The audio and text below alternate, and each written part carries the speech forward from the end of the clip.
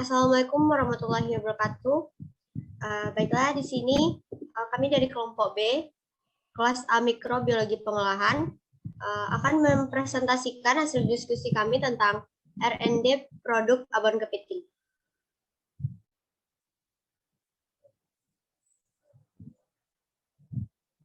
Anggota kelompok, yang pertama saya sendiri, Anggita Gusmara, BP 19, THP 1020 sebagai ketua. Yang kedua, Marlis Salisma, BP 19, 11, 12, 10, 41 sebagai notulen.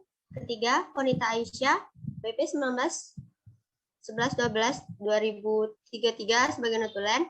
Yang keempat, Fori Ramiza, 19, 11, 12, 2006 sebagai anggota. Dan yang terakhir, Latifah Makarim, 19, 11, 12, 2008 sebagai anggota.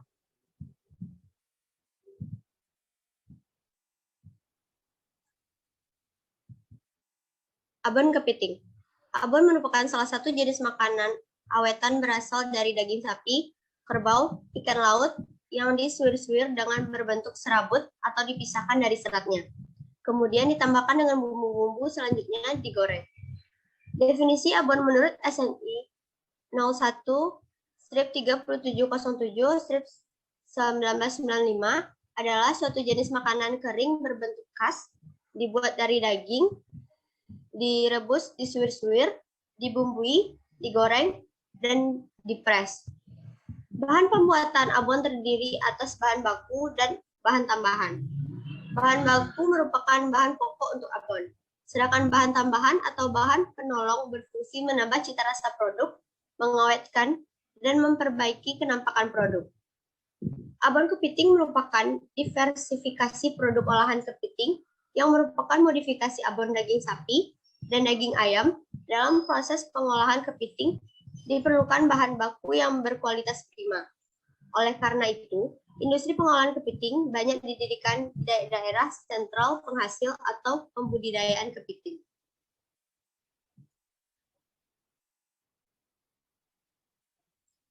Di sini ada syarat mutu abon. Yang pertama, kriteria ujinya. Yang pertama itu ada keadaan kenampakan. Persyaratannya bentuk itu normal, bau normal, rasa normal, warna normal. Yang kedua ada kimia. Yang pertama abu, tidak termasuk garam. Persyaratannya maksimal 7. Abu tidak larut dalam asam, maksimalnya 7.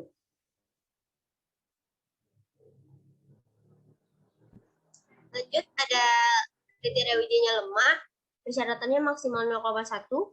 Protein maksimal 30, serat kasar maksimal 15, gula maksimalnya 1,04, pengawet sesuai dengan SNI. Yang ketiga ada cemaran arsen, satuannya miligram atau kilogram. Kriteria uji selanjutnya itu ada cemaran logam. Yang pertama timbal maksimalnya 20, tembaga maksimalnya 40,0. Lanjut yaitu ada seng, persyaratannya maksimal 40,0, timah maksimal 40,0, raksa maksimal 0,05. Yang kelima ada cemaran mikroba. Yang pertama itu ada ALT, satunya koloni per gram, maksimalnya 10. Dan yang kedua MPN coliform, satunya koloni per 25 gram, persyaratannya negatif. Salmonella, satuannya koloni per gram, persyaratannya 0. Yang terakhir ada Staphylococcus aureus, satuannya koloni per gram dan persyaratannya itu 0 juga. Lanjut kita masuk ke dalam faktor keamanan mikrobiologis. Yang pertama ada angka lempeng total. Angka lempeng total adalah angka yang menunjukkan jumlah bakteri mesofil dalam tiap-tiap 1 ml atau 1 gram sampel makanan yang diperiksa ALT yang ada pada abon kepiting tidak boleh dari 10 koloni per gram. Sedangkan yang kedua itu ada MPN coliform, adalah suatu grup bakteri yang digunakan sebagai indikator adanya polusi kotoran dan kondisi yang tidak baik terhadap air, makanan, susu, dan produk susu. Pada abon kepiting ini jumlah MPN coliform yang harusnya harus negatif.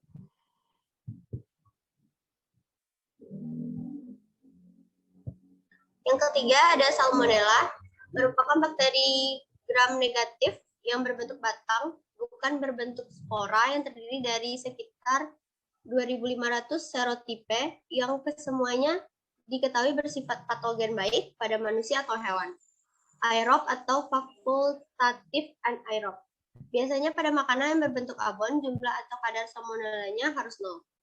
Dan yang terakhir yaitu Staphylococcus aureus adalah suatu bakteri yang penyebab keracunan yang memproduksi enterotoksin. Sama halnya dengan Salmonella, Staphylococcus aureus jumlahnya juga harus 0 di dalam abon kepiting. Kita masuk selanjutnya yaitu cara kerja pengujian. Yang pertama, uji keadaan atau organoleptik. Cara uji keadaan sesuai dengan SNI nomor 01-3707-2013, cara uji abon. Yang kedua, uji kadar air. Cara uji kadar air ini sesuai dengan SNI nomor 01-2891-1992, cara uji makanan dan minuman. Yang ketiga, itu ada uji pH. Cara uji pH sesuai dengan SNI 69.911.2/2019. Cara uji derajat keasaman atau pH menggunakan pH meter. Yang keempat, cemaran mikroba. Uji metode Most Problem Number atau MPN. Cara uji metode MPN ini sesuai dengan SNI nomor 2897.2/2008. Cara uji metode pengujian mikroba.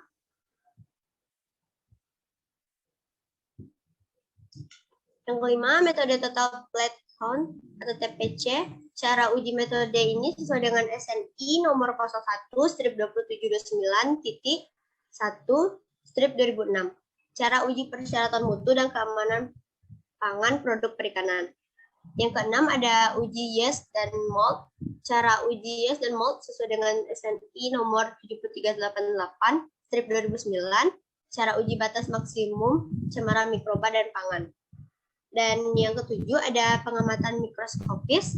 Cara uji pengamatan mikroskopis ini sesuai dengan SNI nomor 23.32.7/2009.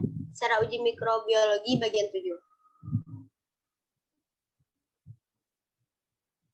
Baiklah, sekian presentasi dari kelompok B dari kelas mikrobiologi mikropeng A. Bagi kelompok lain yang ingin memberikan kritik dan saran dipersilakan. Kami sudahi dengan Assalamualaikum warahmatullahi wabarakatuh.